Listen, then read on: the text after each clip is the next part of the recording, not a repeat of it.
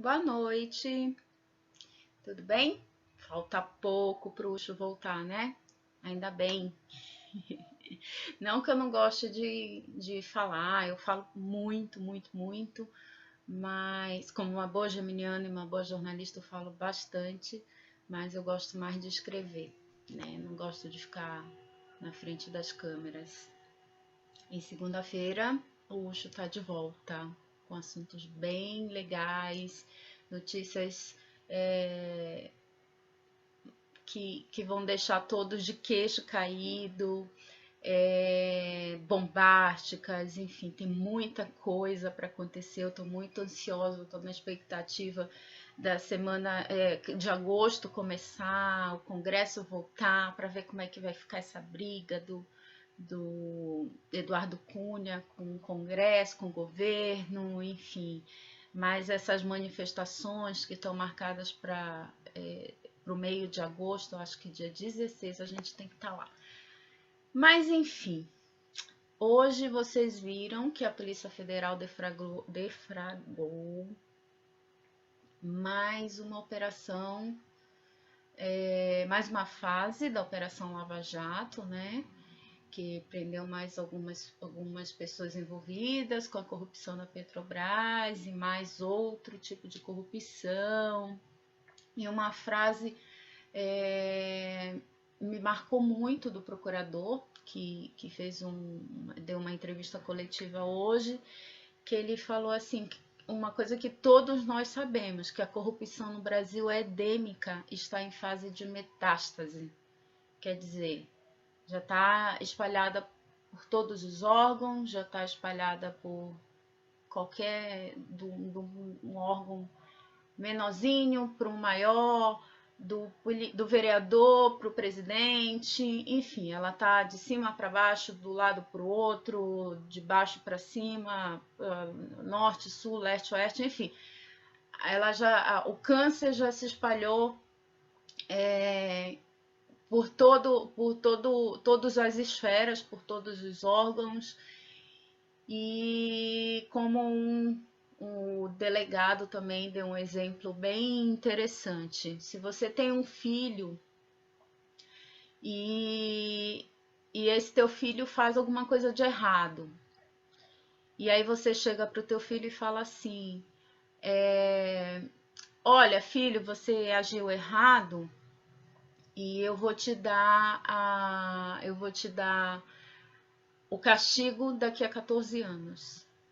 Né? Então, isso vai destruir qualquer educação que a gente queira dar para o nosso filho, não vai servir de exemplo para o irmão menor, e o nosso filho vai continuar fazendo porque ele não consegue ter uma visão daqui a 14 anos, ele vai sofrer alguma punição. Ele não vai sofrer antecipadamente, ele vai continuar agindo errado. E é mais ou menos isso que ocorre com a corrupção no Brasil, né? Que a justiça, a nossa justiça, ela incentiva as pessoas a roubarem, a ter corrupção, a aceitarem propina, a cobrarem propina. Por quê? Porque justamente não existe uma punição exemplar. O tempo de prisão, se a pessoa for para a prisão, é muito pouco.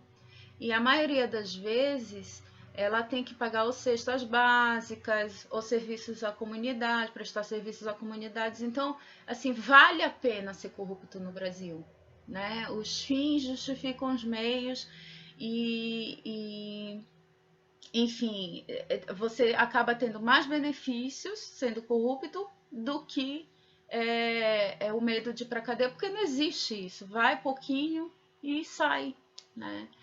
E coincidentemente o Obama, né, o Barack Obama, o presidente dos Estados Unidos, está na África, e no discurso dele no Quênia, ele falou uma coisa que parece que foi uma indireta para o Brasil.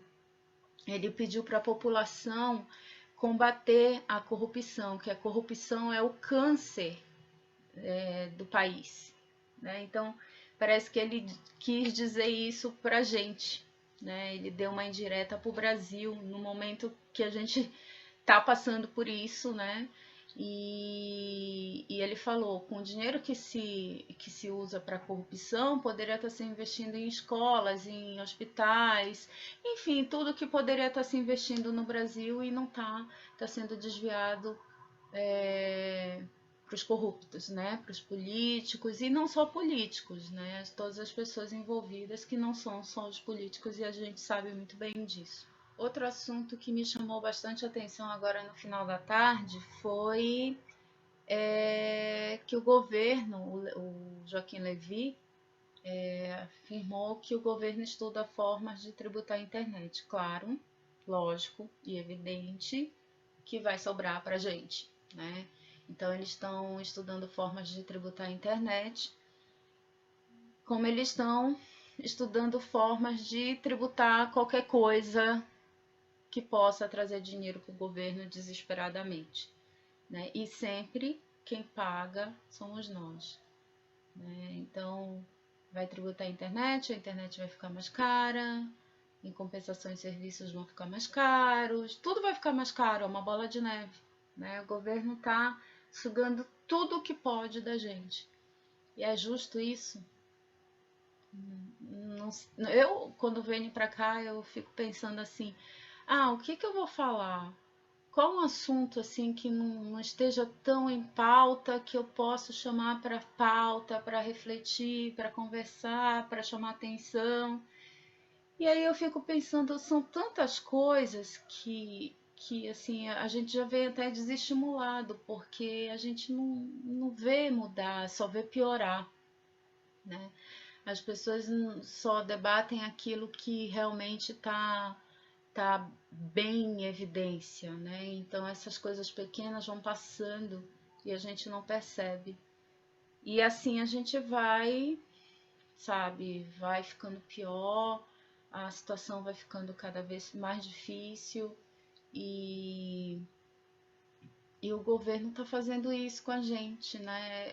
Eu estou impressionada como foi da noite para o dia, que a gente, até eu que sempre fui contra o governo desde do início, desde o Lula, eu, eu me surpreendi. Eu confesso que eu me surpreendi com como as coisas aconteceram do ano passado para esse ano. No ano passado a gente tinha aquela ilusão que estava. Não, gente, claro, a gente sabia que existia a corrupção, sabia que existia roubo, sabia que eles roubavam tudo que podiam da gente, mas a gente não sabia que a situação estava nessa. A gente suspeitava que a situação estava nesse pé. Aliás, eu suspeitava que estava difícil, mas não tanto assim, né? E, e eu trabalho com isso, né? Então eu tinha uma ideia vaga, nem o décimo do que está acontecendo hoje eu imaginava que fosse acontecer em outubro, nas eleições, e a Dilma falando que o país estava maravilhoso, a gente sabia que não estava, mas de qualquer forma não sabia que estava nessa situação. Foi só chegar dia 1º de janeiro de 2015 que a situação assim mudou da água para o vinho. Quer dizer, mudou não, apareceu da água para o vinho. Eu não sei como ela conseguiu segurar tudo isso em ano de eleição. Deve ter gasto muito dinheiro para segurar isso, essas notícias. Gastou horrores. Eu acho que a maior parte do dinheiro da Petrobras, da corrupção em geral, foi para isso, para segurar os meios de comunicação, para segurar a polícia, eu não sei, porque eu não entendo como a situação que está no pé que está hoje tenha acontecido tão rápido. Não foi tão rápido, já estava acontecendo e apenas não estava sendo divulgado, né, em ano de eleição. E assim, hoje eu dou graças a Deus que o Aécio não ganhou, ou qualquer outro não tenha ganho a eleição, porque eu não sei se eu já comentei aqui, ele estaria enfrentando um pepino enorme, né? Estaria com um pepino nas mãos E o Lula estaria bradando por aí que ele foi o culpado, que ele não soube segurar o Brasil, que a Dilma deixou as mil maravilhas e ele seria o vilão, né? E então eu acho que foi bom a Dilma ter ganhado essas eleições, porque realmente a bomba estourou na mão dela. Só que aí o PT tá sabendo como agir, né? Porque eu li hoje que depois desse recesso parlamentar, os parlamentares vão começar a atacar a oposição porque estão mexendo com Lula. Assim, pode mexer com Deus, mas não pode mexer com Lula. Então eles vão atacar a oposição de qualquer jeito por estarem mexendo com o inatingível Lula, o santo Lula, o maravilhoso Lula. Não pode mexer com Lula, pode mexer com Deus e o mundo, mas não pode mexer com Lula, né? Então, esse próximo semestre promete muita briga, muito debate, muita coisa e que a gente tem que se envolver pelo bem do nosso país. A gente não pode deixar acontecer. Vamos para a rua, vamos bater panela, vamos para a porta do Senado, para a porta da Câmara, para a porta, sei lá, de quem, na frente do prédio do Lula, na frente, sei lá, onde for, né? Vamos nos mobilizar porque isso não pode ficar assim. Eles estão querendo manipular a gente, estão querendo controlar a mídia e a gente não pode deixar isso acontecer de jeito nenhum, né? Então tá na hora da gente se despertar e, e fazer acontecer, porque esse segundo semestre vai ser ou vai. Outro ou tema que eu racha. queria abordar, mas não vou me estender nesse tema, até porque eu não tenho muito conhecimento para falar sobre, é sobre a redução da maioridade penal. Eu já fui a favor, já fui contra e hoje sou meio termo. Pesquisei algumas coisas, escrevi algumas coisas, mas eu acho que isso é um tema muito sensível para se debater, principalmente eu, no programa do Ucho, falar sobre isso. Mas quando eu era contra, eu achava assim, nossa, uma criança de 16 anos, um adolescente de 16 anos ainda tem muito que viver, não sabe o que está fazendo, eu acho que tem que dar mais um tempo, eu acho que dá para recuperar. Tá, mudei de ideia devido à violência que a gente tem visto cada vez maior, principalmente as cometidas pelos menores de idade.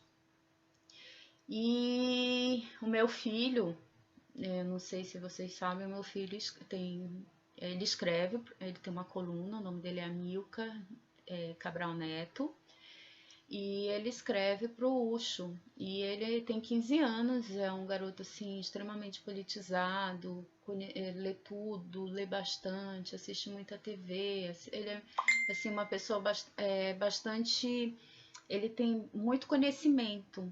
E ele assim, ele defende as causas dele, claro que pela idade dele, pela experiência dele, mas ele defende com muito afinco o que ele fala e ele não fala só, ele argumenta, ele estuda, ele pesquisa para poder argumentar. E meu filho é terminantemente contra a redução da maioridade penal. E aí eu fiquei pensando, mas por que, filho? Não, mas porque tem que se investir na educação, porque se investir na educação, esse jovem não vai, se ele tiver oportunidade, ele não vai ter, ele não vai para ser marginal, ele não vai para bandidagem, enfim, em vez de gastar dinheiro com prisão, deveria gastar dinheiro com escolas, com cursos profissionalizantes, cursos técnicos, levar esse jovem para o esporte e tal. Eu achei ótima a ideia dele e aí eu comecei a mudar, né? Eu achei assim, não, realmente, não precisa aprender como se prende um maior de idade. E aí eu me questiono, poxa, mas e se um menor de idade matasse alguém da minha família? Talvez eu tivesse o mesmo pensamento, eu não sei porque eu não passei por isso, né? Mas enfim, como eu falei, falo todos os programas, a ideia aqui não é aprofundar nenhum tema, mas levar assuntos para reflexão, né? Trazer para pauta. E aí eu fiquei pensando, eu disse, não, realmente, ele tem razão. Mas o Brasil não vai usar esse dinheiro, o governo do Brasil, pelo menos o que está aí, não vai usar o dinheiro que, em vez de construir mais presídios, para construir mais escolas. Eles não vão fazer isso. Essa solução é perfeita na teoria, na prática não vai funcionar, né? Eles não vão dizer assim, ah, não, tá, então eu vou pegar esse valor aqui e vou, em vez de construir presídios para os menores, eu vou construir escolas. Eu vou fazer projetos que incentivem os jovens a praticar esporte, a fazer curso técnico. Não vão fazer isso. Então, eu vejo que a redução, como é uma mudança na lei, então é uma coisa séria. Você não pode mudar hoje e voltar amanhã, né? Tem que ser uma coisa, pelo menos na teoria, que perdure, né? Então eu penso assim, essa não vai ser a opção, deixar como tá. Deixar como tá também não dá. Então tem um projeto que eu acho que foi do José Serra, que está tramitando, alguma coisa assim, para ser aprovado, que seria o jovem que cometer crimes hediondos, assassinato, enfim, esses tipos de os crimes mais graves, eles vão ficar mais tempo na cadeia, mais do que esses 2 ou 3 anos que eles ficam na Fundação Casa, né? Eles ficam mais tempo, parece que até 10 anos, e nesses 10 anos que ele vai ficar na prisão, separado dos demais criminosos comuns, os criminosos maiores de idade, ele, dentro desses 10 anos, ele vai ter que fazer cursos de capacitação, cursos técnicos, vai ter que fazer alguma coisa, não ficar só lá para cumprir tempo, né? Aí sim, aí nós chegamos no meio termo. E assim, não vai resolver o problema da criminalidade, não vai mudar a nossa vida, mas é um bom começo, né? Para depois se pensar em mudar realmente a lei, né? Diminuir realmente para 16 anos a maioridade penal, porque não para reduzir a maioridade penal, com 16 anos já vai poder dirigir, já vai poder beber, já vai poder fazer isso, já vai poder fazer aquilo, em tese, né? Então já poderia fazer. E tudo que a gente não quer é ter mais acidentes, mais jovens irresponsáveis. Por exemplo, meu filho tem 15 anos, mas ele tem a cabeça de um garoto de 20. Ele sabe o que ele faz, se ele fizer coisa errada, ele é consciente e eu vou ser a primeira a dizer, você fez errado. Entendeu? Então ele é extremamente consciente do que ele faz, ele não é mais criança, né?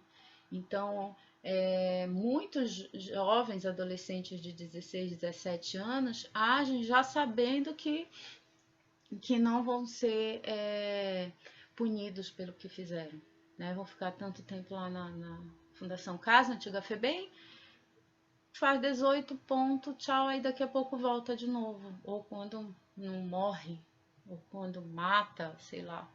Então, esse projeto de meio termo de 10 anos para crime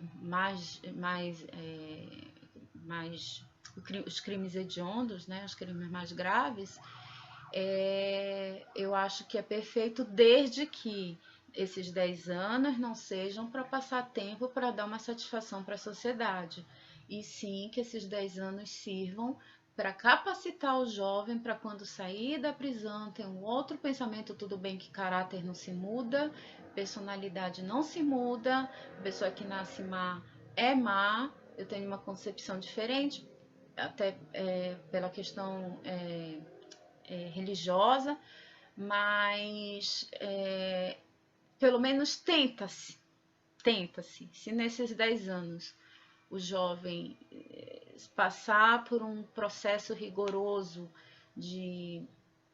com psicólogos, terapeutas, enfim, e ver que ele não tem condições de voltar à sociedade, como foi o caso daquele conhecido, o Champinha, que estuprou e matou aquela garota, Eliane, o namorado dela, aqui em São Paulo, que os psicólogos viram, olha, ele não tem condições de retornar à sociedade. Se ele voltar, ele vai cometer coisas até piores do que ele já fez. Aí sim, aí é uma questão de ir para um hospital prisional, não sei.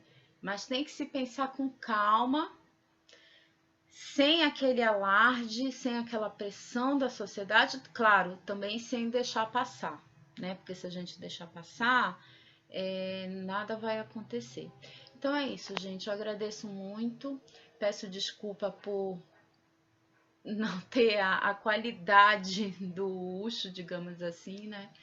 Porque eu adoro ouvir o Ucho. Além de parceira dele, eu sou admiradora, né? Admiro muito o trabalho do Ucho, uma pessoa séria, uma pessoa competente e, enfim, conhecedora de muita coisa. É muito gostoso conversar com ele, eu aprendo muito com ele. Mas eu estou tentando aqui, de todo o coração, suprir esses dias que ele não pode estar com a gente, tá? Então, até amanhã, se Deus quiser, e um beijo!